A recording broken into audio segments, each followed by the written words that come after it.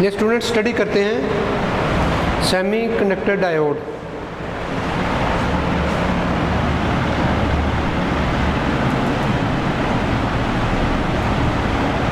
Semiconductor diode electronics की basic device है जो कि हमें इलेक्ट्रॉनिक्स के तकरीबन तमाम सर्किट्स में हम इसको यूज़ करते हैं।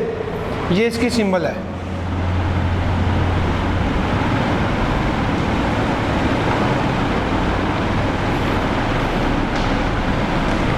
ये वाली साइड जो है एरो वाली, ये पी टाइप कहलाती है, जबकि ये लाइन जो स्ट्रेट लगी हुई है ये साइड एन टाइप कहलाती है।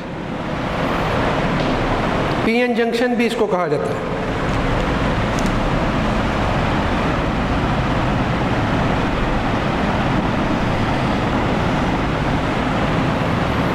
How we develop the P N junction और सेमीकंडक्टर डायोड। तो इसके लिए बेसिक जो हमारे पास सेमीकंडक्टर इंट्रिंसिक है, सिलिकॉन या जर्मेनियम, उसको हम यूज़ करते हैं। फॉर एग्जांपल ये हमारे पास एक स्ट्रिप है सिलिकॉन की, जर्मेनियम की भी हो सकती है, लेकिन फ़िलहाल आप कंसिडर करें कि ये सिलिकॉन की स्ट्रिप है, प्योर सिलिकॉन। इसमें हम एक तरफ डोपिंग कर देते हैं थर्ड ग्रुप की, थर्ड ए ग्रुप की एल्यूमिनियम, कैंडियम, गैलियम, इसकी डोपिंग कर देते हैं। अब थर्ड ग्रुप की फोर्थ ग्रुप में अगर डोपिंग की जाए, फोर्थ ग्रुप में अगर थर्ड की डोपिंग कर दी जाए तो वो पी टाइप बन जाता है और उसमें होल्स की तादाद ज़्यादा होती है। इसका मतलब है आपने इस तरफ थर्ड ग्रुप की डोपिंग करने से इस तरफ होल्स की तादाद ज़्यादा है, number of holes are greater than the number of free electrons. ये टाइप हमारी जो है ये पी टाइप बन जाएगी।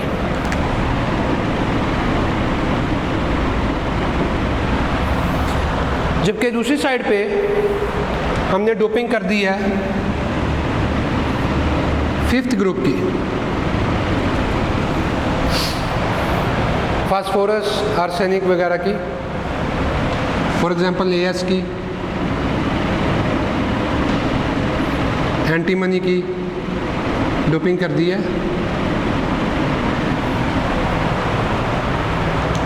इधर हमने डोपिंग की थी एल्यूमिनियम या गैलियम या एंडियम। अब ये डोपिंग करने से, फिफ्थ ए ग्रुप की डोपिंग करने से ये हमारी साइड जो है ये एन टाइप बन जाएगी।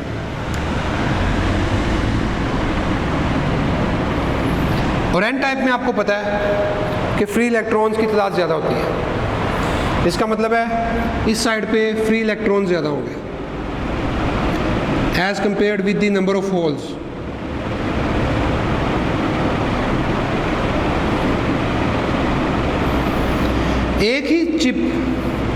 एक ही स्ट्रिप या एक ही चिप पे आपने एक साइड को पी टाइप और दूसरी साइड को एन टाइप बना दिया। ओवरऑल पिछले टॉपिक में इलेक्ट्रॉनिक्स में जब हमने पी टाइप और एन टाइप स्टडी किया था तो हमने ये देखा था कि ओवरऑल पी टाइप भी न्यूट्रल है और ओवरऑल एन टाइप भी न्यूट्रल मटेरियल है, दोनों न्यूट्रल मटेरियल हैं। अब अगर आप इनको दो डिफरेंट मटेरियल्स कंसिडर कर लें कि ये पी टाइप है और ये एन टाइप है, हमने इनको जोड़ दिया है। हालांकि हमने तो डोपिंग इस तरह से की है कि एक साइड पी टाइप बन गई है और दूसरी एन टाइप बन गई है, दोनों ओवरऑल न्यूट्रल हैं, लेकिन इलेक्ट्रॉन्स होल्स को अट्रैक्ट करते हैं अपनी तरफ और होल्स जो हैं वो इलेक्ट्रॉन्स को अट्रैक्ट करते हैं।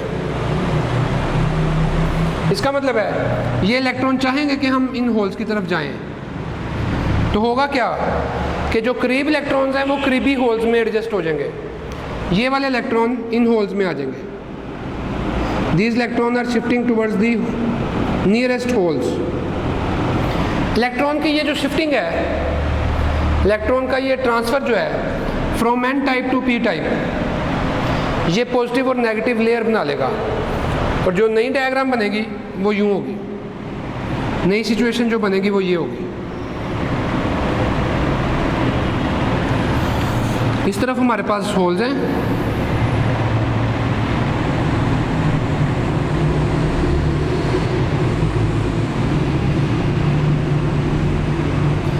majority charge carriers holes हैं.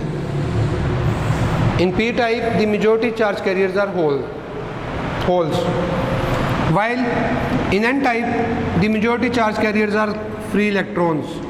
These are majority charge carriers.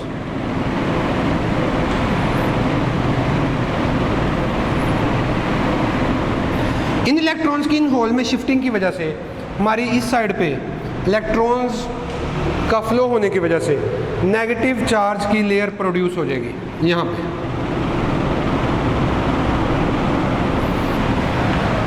और जिस मटेरियल में से इलेक्ट्रॉन आए हैं उनमें इलेक्ट्रॉन क्योंकि शिफ्ट हुए हैं, इलेक्ट्रॉन बाहर निकल गए हैं, दूसरे मटेरियल में चले गए हैं, तो वहाँ पे पॉजिटिव लेयर प्रोड्यूस हो जाएगी.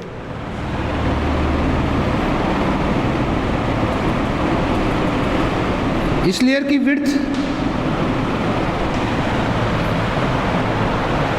करंट के लिहाज से बढ़ भी सकती है और कम भी हो सकती है.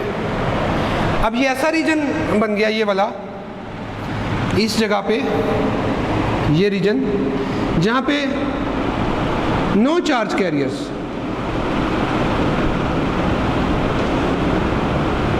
Because the charge carriers are free electrons, the charge carriers are holes. In this region, no electrons are free and no holes are free. Therefore, in this region, no charge carriers. इस region को हम depletion region कहते हैं. This region is called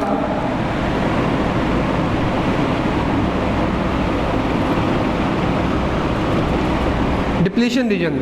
ये depletion region जो है जैसे ही produce होगा ये पिछले इलेक्ट्रॉन्स को अगले होल्स में जाने से रोकेगा.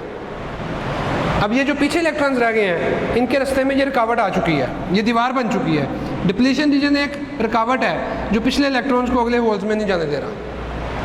अब ये इलेक्ट्रॉन्स इन होल्स में ट्रांसफ़र नहीं हो सकते बिकॉज जो पाथ है उसमें एक डाइपोल लेयर बन चुकी है.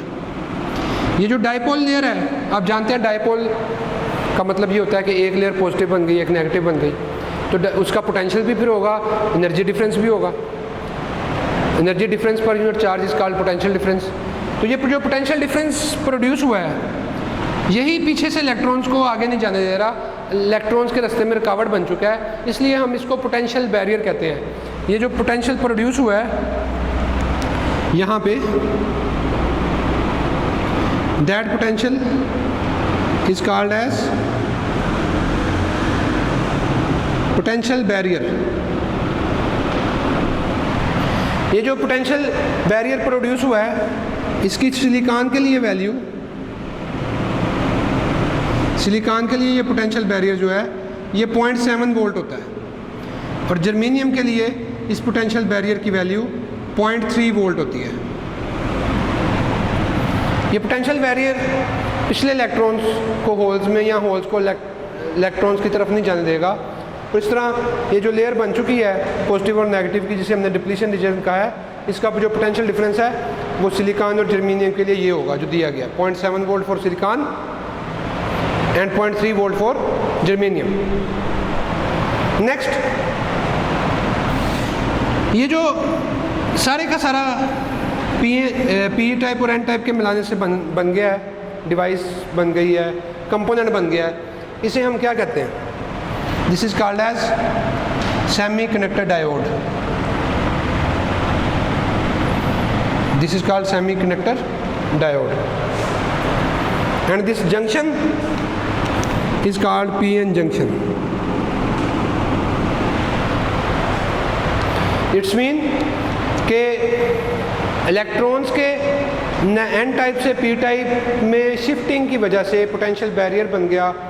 उस रीजन को हमने डिप्लीशन रीजन कह दिया और उस डिप्लीशन रीजन की वजह से उसमें चार्ज का मज़ीद शिफ्टिंग जो है वो पॉसिबल नहीं रही without applying the external potential difference.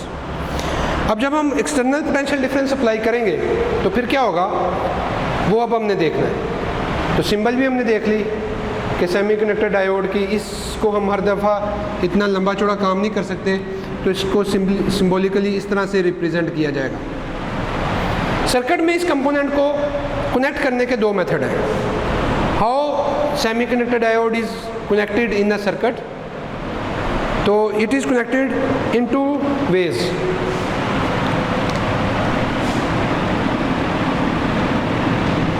Connection of semiconductor diode in a circuit,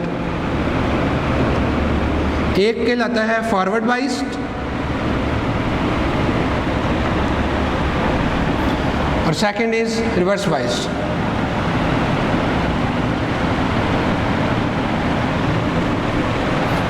forward bias में आप पी टाइप को बैटरी के पॉजिटिव से और एन टाइप को बैटरी के नेगेटिव से कनेक्ट करेंगे। This is called forward bias. और फॉरवर्ड बाइस में करंट इजीली फ्लो कर जाएगा सर्किट में, करंट का फ्लो इजीली पॉसिबल है फॉरवर्ड बाइस में। क्यों पॉसिबल है वो अब हम देखते हैं। उसके लिए सिंबल से हेल्प नहीं मिल सकेगी, हमें इधर आना पड़ेगा। तो जब हम ये पी टाइप जो है, पी को पॉजिटिव से कनेक्ट किया है और एन को जब नेगेटिव से कनेक्ट किया है, तो इट्स मीन कि इलेक्ट्रॉन्स को इधर से पुश मिलेगा। इलेक्ट्रॉन्स को जब पुश मिलेगा तो वो इस डिप्लीशन रीजन को तोड़ता हुआ, कमज़ोर करता हुआ आगे निकल जाएगा और इस तरह इलेक्ट्रॉन्स का फ्लो शुरू हो जाएगा सर्किट में। इसका मतलब है फॉरवर्ड बाइस का जो करंट है वो डिप्लीशन रीजन को इजीली ब्रेक कर सकता है। लेकिन कंडीशन है एक, वो कंडीशन ये है कि आप जो पोटेंशियल अप्लाई करें उसकी वैल्यू पोटेंशियल बैरियर से ज़्यादा हो। पोटेंशियल बैरियर तक करंट फ्लो बहुत कम करेगा। पोटेंशियल बैरियर जितना भी है डिप्लीशन रीजन का पोटेंशियल बैरियर, उस पोटेंशियल बैरियर से ज़्यादा वोल्टेज पे करंट का फ्लो शुरू होगा। तो अगर हम फॉरवर्ड बाइस में देखें तो ये साइड को हमने बैटरी के नेगेटिव से एन टाइप को जोड़ा है, पी टाइप को बैटरी के पॉजिटिव से जोड़ा है। इलेक्ट्रॉन्स को जो पुश मिला है, बैटरी की एनर्जी मिली है, उस एनर्जी ने इस डिप्लीशन रीजन को वीक कर दिया है। फॉरवर्ड बाइस में इसका मतलब है डिप्लीशन रीजन वीक हो जाता है और डिप्लीशन रीजन के वीक होने से वो करंट इजीली फ्लो करता है। अगर हम ग्राफिकली रिप्रेजेंटेशन देखें स्टूडेंट्स तो वो कुछ यूँ होगी। It is our forward current and it is forward voltage which is applied in forward biased। तो अगर हम इस वोल्टेज को 0.1 volt, 0.2 volt, 0.3 volt, 0.4 volt, 0.5 volt, 0.6 volt, 0.7 volt, 0.8 volt, 0.9 volt और 1 वोल्ट, अगर मैं इसको वोल्टेज को एक्स एक्सिस के लॉन्ग डिनोट कर रहा हूँ, तो यू विल सी दैट कि सिलिकॉन के लिए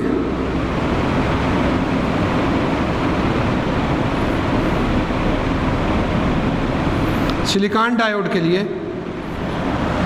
0.7 वोल्ट तक, यहाँ तक करंट की वैल्यू बहुत कम रहेगी। उसके बाद करंट लीनियरली वोल्टेज के हिसाब से इंक्रीज कर जाएगा।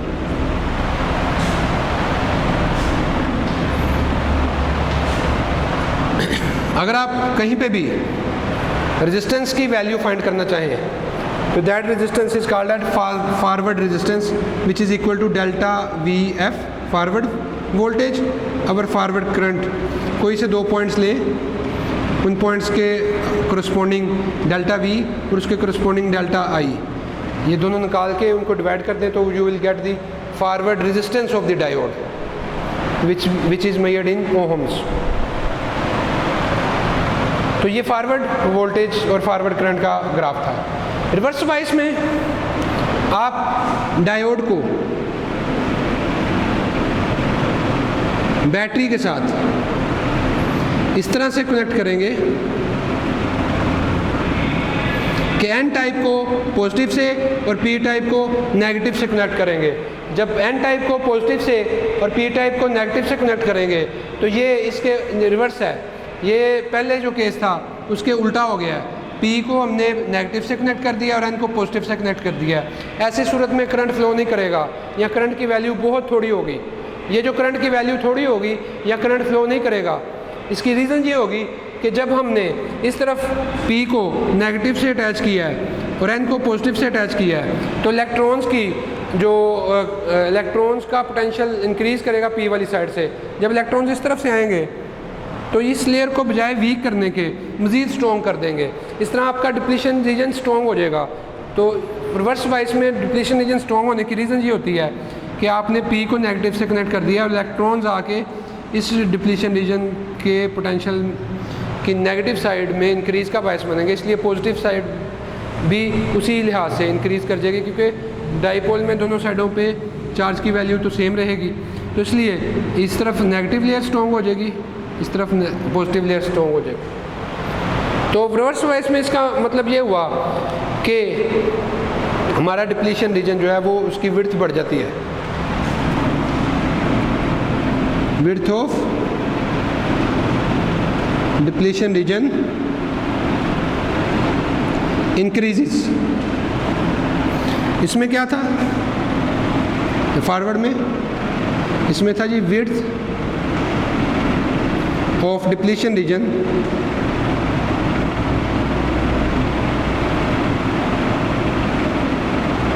डिक्रीजेस। अब हमने जो ग्राफ ड्रा करना है वोल्टेज का और करंट का रिवर्स वाइस में, ये ग्राफ हमारा थर्ड क्वाड्रेंट में आएगा यहाँ पे। तो यहीं पे हम ग्राफ ड्रा कर देंगे इसी, ये फॉरवर्ड रिवर्स वोल्टेज है और ये रिवर्स करंट है। तो यू विल सी दैट कि करंट की वैल्यू ज़ीरो रहेगी, करंट ज़ीरो रहेगा या नियरली टू ज़ीरो रहेगा। बहुत कम करंट माइक्रो एम्पेयर्स में या नैनो एम्पेयर्स में फ़्लो करेगा। लेकिन ये ख़ास हद तक ये मतलब नहीं है कि आप वोल्टेज बढ़ाते जाएं तो करंट बिल्कुल फ्लो नहीं करेगा।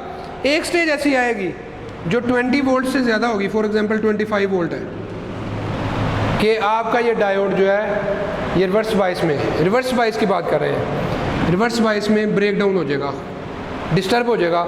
इसको इतना ज़्यादा आपने पोटेंशियल दे दिया है, इतनी ज़्यादा एनर्जी दे दी है कि ये काम करना ही छोड़ देगा। और जब काम करना छोड़ देगा तो इलेक्ट्रॉन को कनेक्ट करना शुरू कर देगा। तो चार्जेस जब कनेक्ट होंगे तो ये करंट भी फ्लो होना शुरू हो जाएगा, लेकिन वो वोल्टेज बड़ी हाई होगी। तो हाई वोल्टेज पे जाके रिवर्स करंट भी फ्लो होना शुरू हो जाएगा, लेकिन फिर डायोड किसी काम का नहीं रहेगा। That voltage is called break down voltage. This voltage is called as break down voltage.